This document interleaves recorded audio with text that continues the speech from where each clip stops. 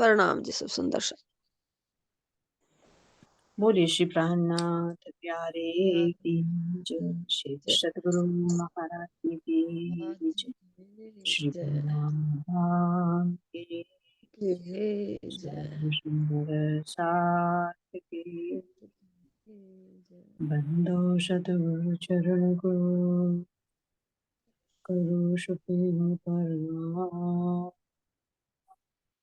शुभ मंगल धन देव चंद्र जी श्री प्राणनाथ सतगुरु विनय करो प्रणाम। कट कपाट जिनके श्री राम रतन सतगुरु काटो सकल कले चरणों में करो वंदन हृदय करो परे श्री प्राणनाथ कुलपति से राज सोना तेज पर श्यामा पल पल करो प्रणाम, पल पल करो प्रणाम। श्री सतगुरु महाराज की। चलिए सुंदर साथ जी, अब अपने आप को बिल्कुल स्थिर कर लीजिए और एहसास कीजिए कि मैं ये शरीर नहीं, इसके अंदर जो धड़कन है वो भी मैं नहीं, सब झूठ है। पूरा ये ब्रह्मांड सब मिथ्या है,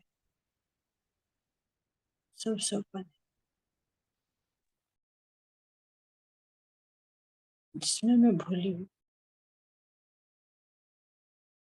मैं कौन हूँ। मैं सत्य आत्मा हूँ, अपने धाम धनी की अंगना नाथ। मेरा नूर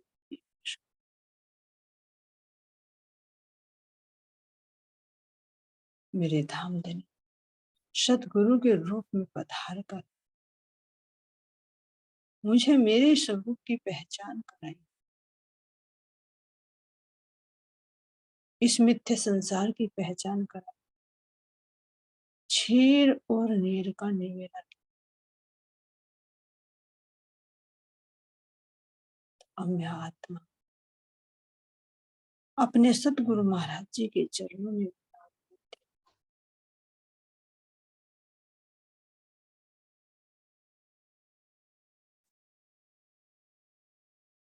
अपने सतगुरु महाराज जी के ही वास्तविक स्वरूप को देखते हुए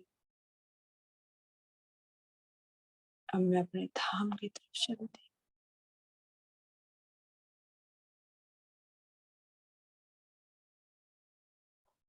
सतगुरु महाराज जी के हृदय में ही साक्षात मेरे धाम के धनी विराज।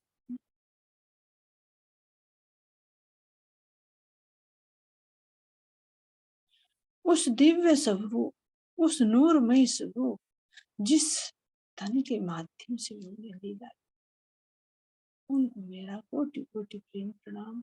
और उन्हीं के धाम हृदय में विराजमान मेरे पूर्ण ब्रह्म परमात्मा, मेरे धाम धनी श्री राज जी महाराज,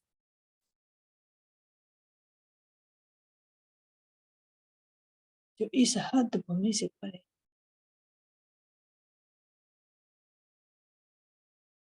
बेहद मंडल से भी परे मेरा अपना निज धाम, जहाँ का वो जर्रा जर्रा चेतनता से भरपूर है, आनंद से भरपूर है, कोमलता से भरपूर है। ऐसा नूर में मेरा अपना दिव्य धाम।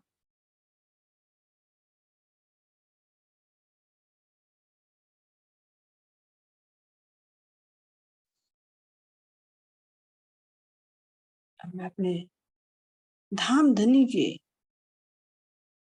सुंदर नूर में इसको निहारती।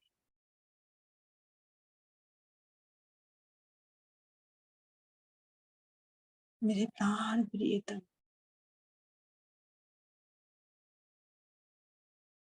नूरमय सिंहासन पर विराज,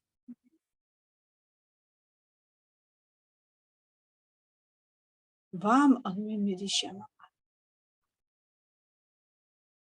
जिनको चारों तरफ से घेर कर बैठी हूँ, हम रूहे।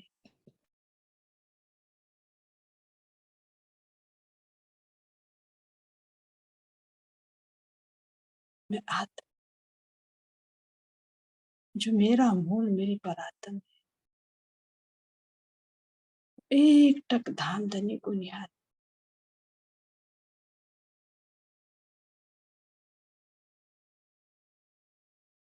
और मैं आत्मा के माध्यम से सब सुखों का अनुभव,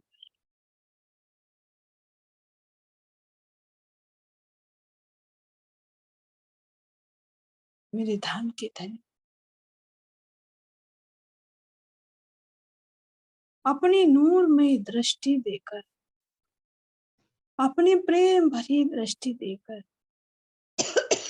आत्मा के नेत्रों को खोल रहे, और मैं वास्तविकता को देख पा रही।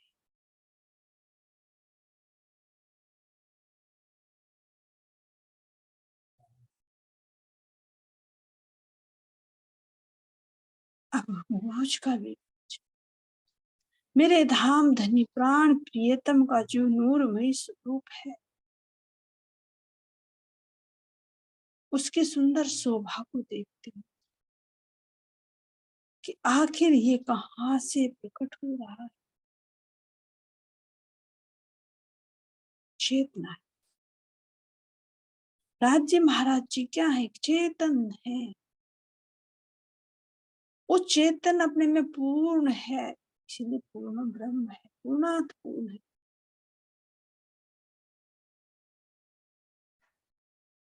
उनके हृदय में अथाय ज्ञान का सागर, अथाय रस का सागर परिपूर्ण है। वो ही चेतन जब क्रिया करता है तो उसके अंदर से वो रस प्रकट होता है।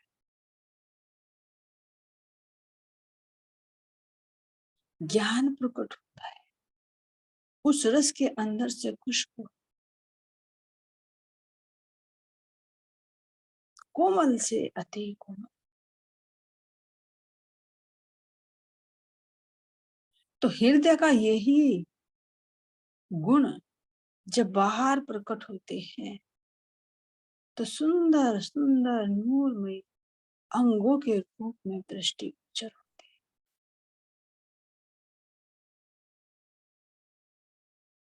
क्योंकि परमात्मा राज्य महाराज जी वो चेतन है, जिसको अज्ञानतावश हमें अभी केवल ज्योति का ही ध्यान करके कहा जाता है कि परमात्मा ज्योति से। इसी का खुलासा मेरे प्राण प्रियतम ने किया कि ए ज्योत में शोभा सुंदर, देख हृदय में आन, भर भर प्याले पीछे, देखे कहे सुन कान। जो ये ज्योति है, इस ज्योत में कैसे सुंदर स्वरूप बनता है, उस स्वरूप का एहसास कीजिए। इससे अपने नेत्रों से देखिए, अपने मुख से बातें कीजिए, अपने कानों से इनकी मधुर आवाज सुनिए, और सारे इंद्रियों के माध्यम से भर भर के इश्क के प्याले, आनंद के प्याले पीजिए। अब कहने के लिए यही कहा जाए कि केवल बिंदु है, चेतना है, उसका ध्यान कीजिए, उससे क्रिया कीजिए। तो कैसे की जाए?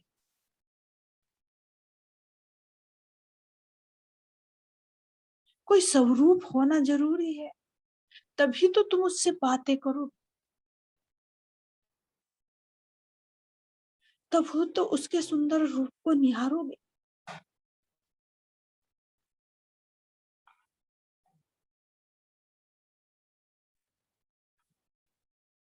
तो इसलिए कह रहे महाराज कि अब तक कोई भी परमात्मा के इस स्वरूप का वर्णन नहीं कर सकता, लेकिन इंद्रावती सखी धामधनी की कृपा से स्वयं धामधनी ने अपना वो दर्शन करा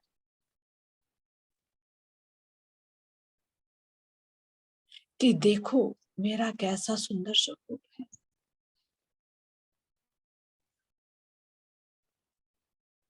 देखो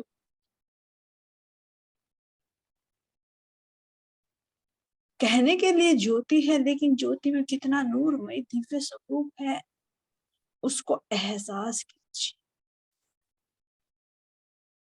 अब उसको आत्मा तो देखनी, ये शरीर की आंखों से तो नहीं देखा जा सकता,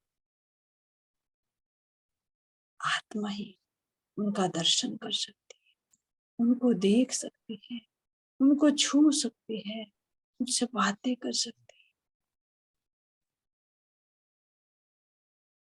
लेकिन इस जीव को, इसको भी पता चले, इस संसार को भी पता चले, जिस परमात्मा के रूप नाम शोभा लीला धाम का कुछ भी नहीं पता था, उसका भी प्रकटीकरण ज्ञान के माध्यम से करा। तो ज्ञान बाहर रहा, रस अंदर रहा।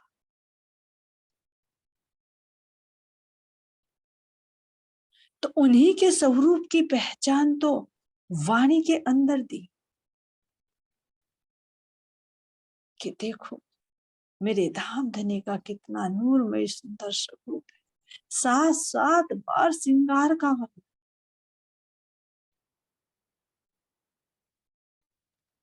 क्यों? 7 तो कहा, लेकिन उनका तो पल पल में अनंत रूप परिवर्तित होते हैं। उनके कोई था नहीं उनके साथ, केवल आत्मा ही उसका अनुभव कर सकती है। लेकिन जीव के लिए यहाँ ज्ञान के माध्यम से प्रकट किया है वाणी के अंदर। और अगर वाणी में भी नहीं कोई पढ़ सकता, अनपढ़ सुंदर सा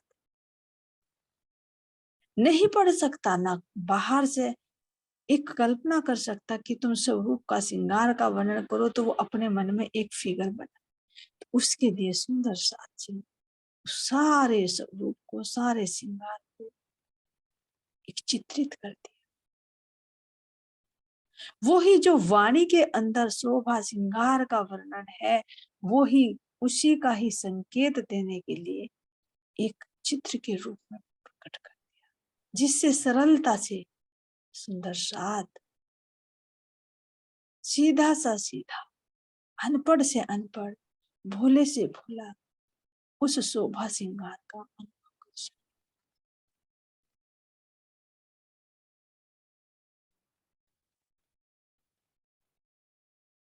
और उस स्वरूप से, उस श्रृंगार से जितने 25 पक्ष बनते हैं, उनको भी केवल आत्मा ही दर्शन कर सकती है। बाहर जीव के लिए तो फिर भी वे भी चित्रित करके बताए। क्यों? ताकि मेरी रूहों को कोई संकेत मिल सके।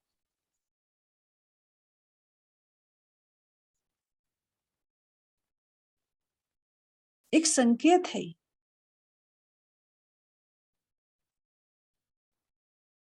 लेकिन वास्तव में तो ये सब चेतन है, आनंदमय। हर एक के अंदर वो चेतना ही मौजूद है जो मेरे धाम में निहित है। तो अब विचार कीजिए, कहने के लिए तो कहा जा रहा है चेतना है, स्वतः प्रकाशित है, इसलिए उनको राज कहा। उनके अंदर अनंत ज्ञान के भंडार भरे हुए हैं, इसलिए ज्ञान का स्वरूप प्रेम का सागर है। तो उस चेतना के अंदर से जो गुण बाहर प्रकट होते हैं वही कैसे कैसे सुंदर सुंदर अंगों के रूप में क्रियाशील होते हैं, जो हम आत्माओं को आनंद। और हम आत्मा भी क्या है, हम भी अलग नहीं है। विशेष बात तो ये है, यही तो कारण है कि हम जुदा जानते थे अर्श, लावते दिल में सर, हम अलग मानते थे, लेकिन अब पता चल रहा है कि हम अलग नहीं है। चेतना, चेतना के अंदर जो आनंद है, वो ही आनंद तो श्यामा जी के रूप में प्रकट होता है। श्यामा जी का जो आनंद है, वो ही आनंद की वृत्ति तो हम आत्माएं हैं। अब जो चेतना के अंदर है, वो सब कुछ खजाना आनंद के अंदर है। तो ऐसे ही मेरी श्यामा जी का सुंदर स्वरूप, सुंदर श्रृंगार दृष्टि चलता है। लेश मात्र भी अंतर नहीं है।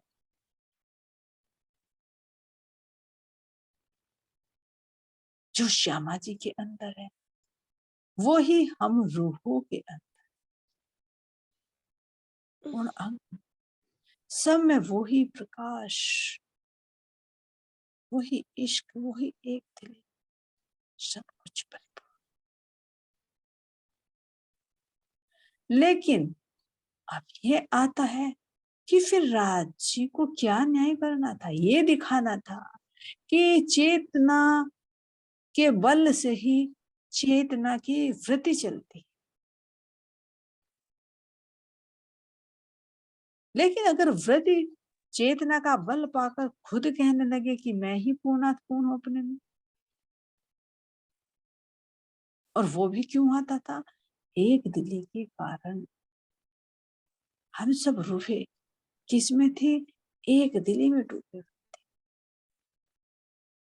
क्योंकि जो राज्य के अंदर आता था भाव, वो श्यामा जी के अंदर आता था, जो श्यामा जी के अंदर आता था वो हम सखियों के अंदर।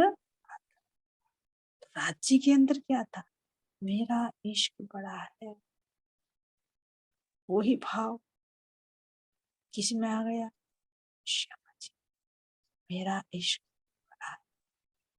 वो ही भाव जब श्यामा जी के अंदर आया, हम रूपों के अंदर आ गया, मेरा इश्क बड़ा है।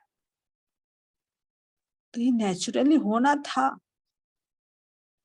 क्योंकि इश्क सबका ही बड़ा है, सब एक समान है। इसीलिए कह रहे कि इश्क दायम रबत होत है, दायम रबत होत है हादी रूहे हक।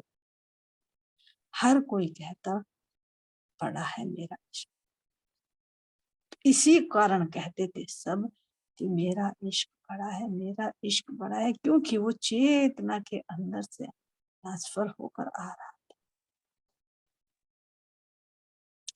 तो यही तो धामधनी को दिखाना था कि चेतना से जो वृत्ति बनती है, तो चेतना के अंदर से ही तो वो आनंद आ रहा है। आनंद को नहीं पता था कि वो आनंद मुझे कहां से आ रहा है, क्योंकि वो अपने में पूर्णात पूर्ण। जैसे कहे कि वृक्ष है, उसका तना है, तने से शाखाएं निकली हैं, शाखाओं पर पत्ती है। तो अगर पत्ती और शाखा ये कहने लगे कि मैं ही पूर्णात पूर्ण हूं, उसे नहीं पता कि मुझे तने से सारा पोषण मिल रहा है, जड़ से पोषण मिल रहा है। और जबकि जो उसके अंदर है, वो ही डालियों के अंदर, वही तत्व के अंदर है। तो इसी तरह से हमें ये अनुभव कराना था कि तुम्हारे अंदर जो इश्क है, जो प्रेम है, जो नूर है, वो सब चेतना के माध्यम से ही आ रहा। ये हम आत्माओं को नहीं मालूम। तो ये दर्शाने के लिए ही धामधनी ने कहा, भले ही तुम्हारा इश्क बड़ा है, इसमें कोई शक नहीं है, लेकिन ये सब इश्क तो मुझसे ही। तो यही तो दिखा,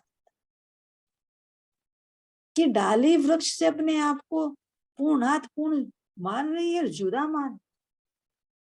लेकिन धामधनी को दिखाना कि तुम मुझसे जुदा नहीं हो, मेरा ही अंग हो, मेरे से ही तुम ये आनंद, ये प्रेम, ये रस, ये नूर, ये एक तुम्हें प्राप्त करते हैं। विचार कीजिए, चेतना के अंदर जो आनंद की वृत्ति है, तो क्या बिना चेतना के आनंद की वृत्ति हो जाएगी? यहाँ पर भी देखिए, अगर कहे कि सुख की अनुभूति हो रही है तो क्या बिना चेतना के हो जाएगी? उसके लिए चेतन तत्व का होना चाहिए। तो इसी तरह से उस चेतना के हम आनंद अंग, आनंद के हम जुदा नहीं, और जब जुदा नहीं है, एक रूप है, तो जो राज्य के अंदर है,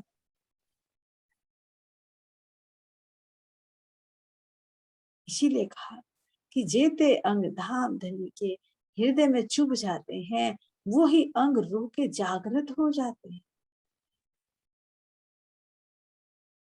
अब देख तो रहे राज्य के अंगों को, जागृत हो रहे हैं रूह के अंग। क्यों? क्योंकि एक रूपता जो,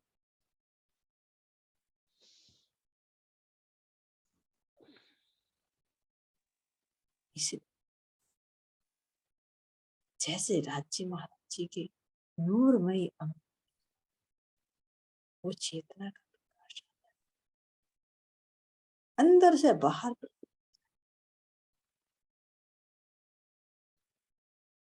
उसको एहसास, मेरे धाम धनी के सुंदर नेत्र, नेत्र कमलों के अंदर वे सारे, ऐसे मेरे धाम धनी के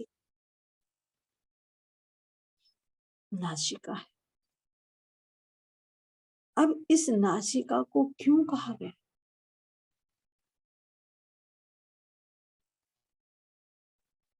ये खुशबू का भंडार है इसके अंदर भी सब, लेकिन इसके अंदर से जो हृदय में खुशबू ओत प्रोत है, वो बाहर फैल, और फिर उसको बाहर से अंदर फैल करते हैं। ये हो गई नासिका। ऐसी नासिका ने यहाँ में चेतन है। यहाँ तो बाहर की खुशबू अंदर ले जाती, अंदर की खुशबू बाहर नहीं आती। लेकिन ये मेरे धाम धनी की नासिका है, जो अंदर की चेतना की जो रस भरा हुआ है, उस रस की खुशबू को बाहर प्रसारित कर रही।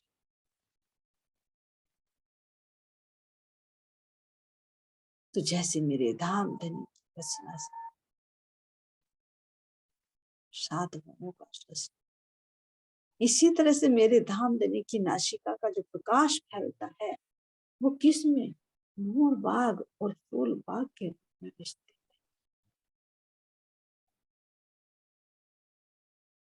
तो नासिका की सुंदरता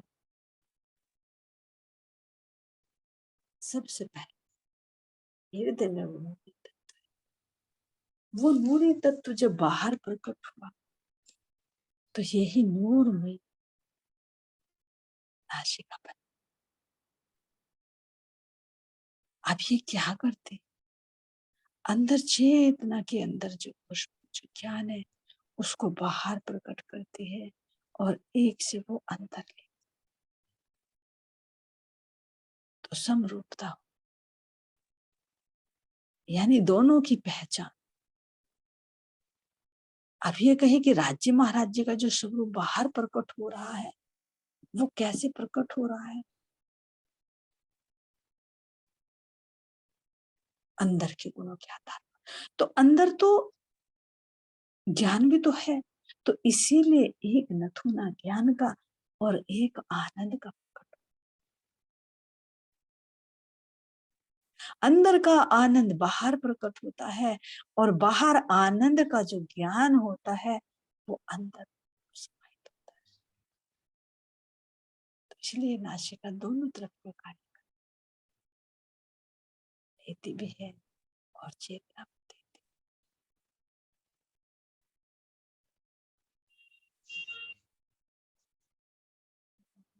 इसकी शोभा को देखिए। इनके अंदर ऊपर आया हुआ सुंदर चंदन के तिलक को देखिए, जो मस्तक से लेकर सिर से लेकर नासिका तक लगा हुआ है, जो एक दिली से बंधा हुआ है। और इसके दोनों तरफ सुंदर नेत्रों की शोभा।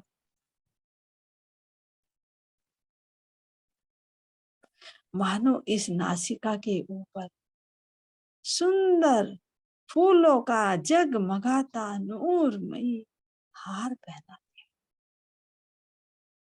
यही तो इस नासिका के सुंदर शोभा, सुंदर श्रृंगार।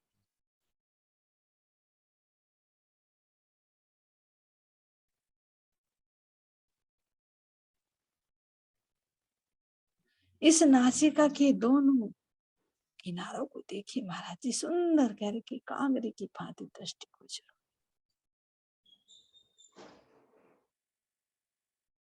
जिसके 3 कोने, 2 कोने तो नेत्रों के मध्य में जाकर मिल जाते हैं, और एक जो नोकदार टीका वो सीधी मस्तक से जाकर मिलते हैं।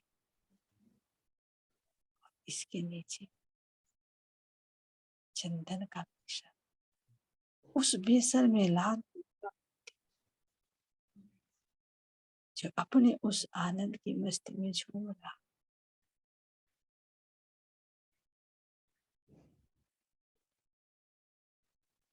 ऐसी मेरी धामधनी की ये सुंदर नासिका,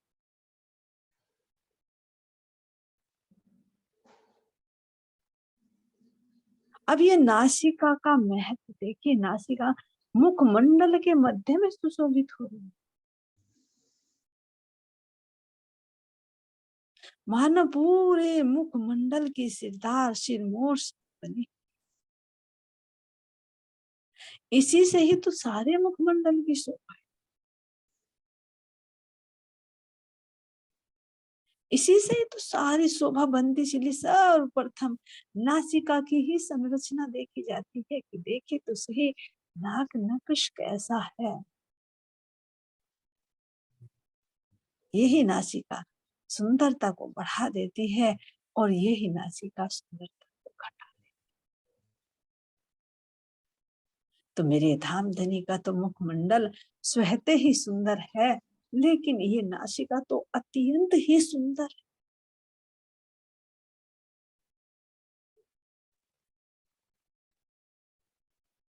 और विशेष शोभा तो इस पर लगे हुए तिलक ने और चाक चांद लगा। जितने भी गुण इस नासिका के अंदर है वो सारे बाहर,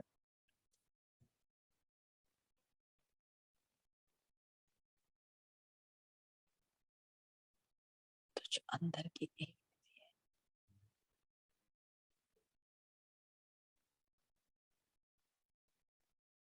उसको बाहर प्रकट कर करके कैसे पूरे ब्रह्म धाम में जितनी भी खुशबू है वो सारे इस नासिका का प्रकाश है। और इस पर आया हुआ जो तिलक है वो सारे रंगों को अपने अंदर समाहित किए हुए जो छोटी छोटी बिंदियों के रूप में है, और अनंत प्रकार का प्रकाश फैल रहा है। तो अब ये देखिए राज जी महाराज जी के मुखमंडल के एक ही अंग में से इतना प्रकाश, इतना रंग दृष्टिगोचर हो रहा है। तो क्या तुम मुख के उस सौंदर्य को तुम नाप सकते हो या देख सकते हो? कितनी सुंदरता है।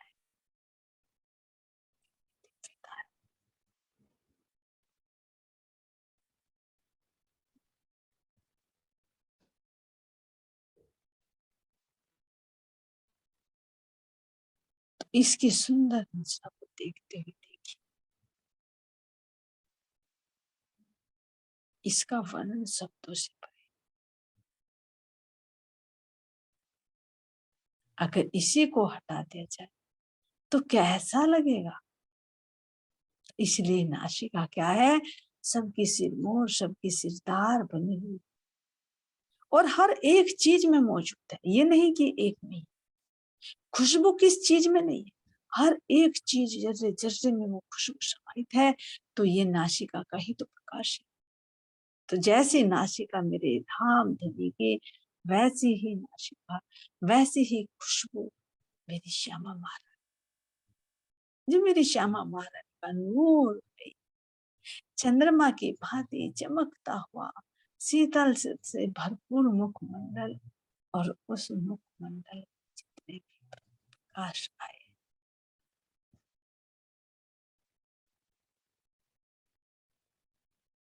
उन सबको अपने अंदर समाये।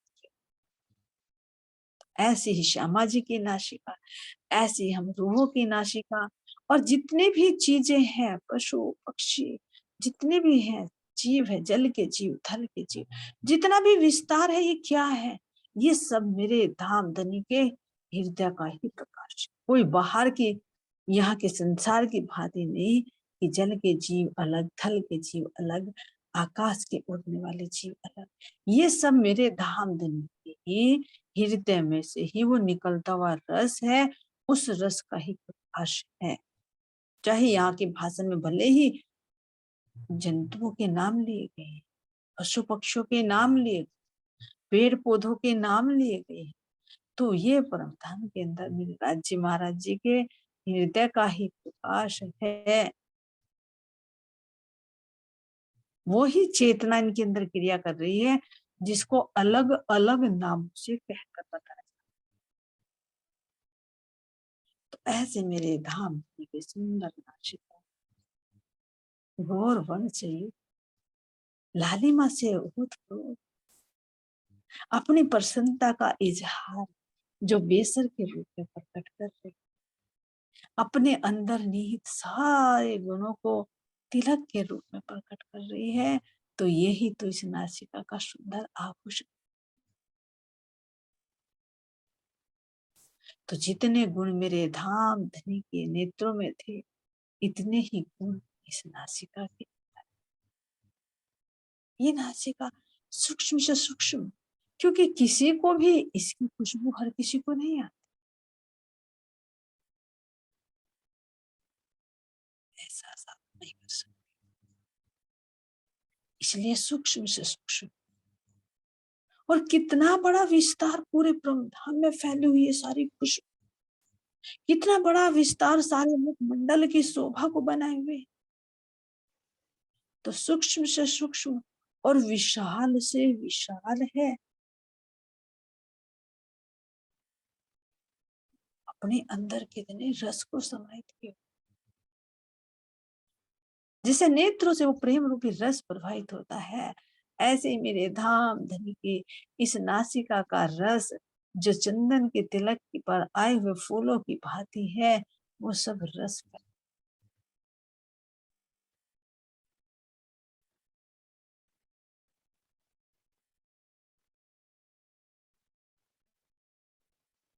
इस नासिका को एहसास कीजिए,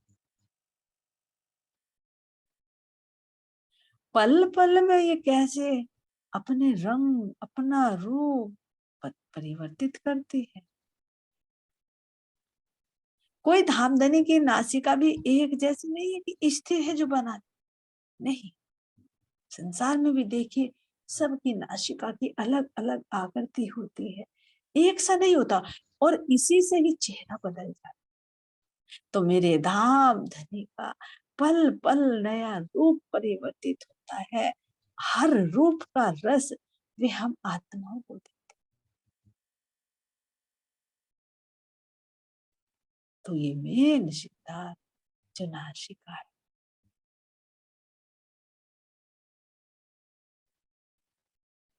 कैसे अपने उस रस से ओत। तो इसीलिए तो कह रहे कि ये रसीली भी है, ये चेतनता से भी भरपूर है, ये चपलता से भरपूर है, गंभीर से गंभीर और शांत से शांत।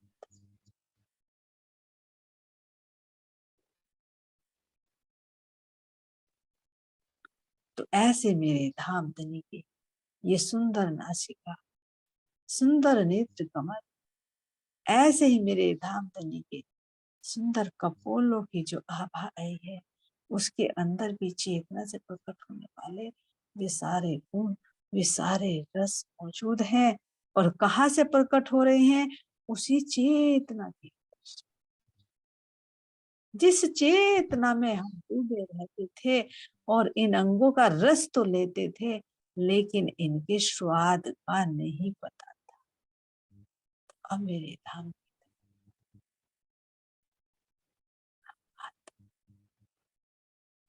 अपने इल्म पर लाकर ये पूर्ण पहचान करा रहे हैं, जिससे हमें धाम धनी के स्वरूप की भी पहचान हो रही है और अपने स्वरूप की भी पहचान हो रही है। आत्मा अब अपने आप को पहचान कर बस ये कहती है कि मेरे धाम के धनी, मेरे प्राण प्रियतम, तुम दूल्हा, मैं दुल्हन, और न जानो बात, इश्क सो सेवा करूं, सब अंगों से, सब अंगों से, मैं सब अंगों से आपको आनंद दूं, आपके हर अंगों का आनंद लूं। बस आप मेरे दुल्हा हो और मैं आपकी दुल्हन। आप मेरे अंगी हो, मैं आपका अंग। ऐसे मेरे धाम सुंदर मेहर बरसा रही है। इस मेहर का क्या शुक्रिया अदा करें? ये तो मेरे धाम धनी का लाड़ है, लज्जत है, प्यार। ऐसे मेरे धाम धनी चिकन जोड़ी के सुंदर चरण कमलों, कोटि कोटि प्रेम प्रणाम, कोटि कोटि प्रेम। बोले श्री प्राणनाथ प्यारे श्री सद्गुरु महाराज की, श्री पन्नाथ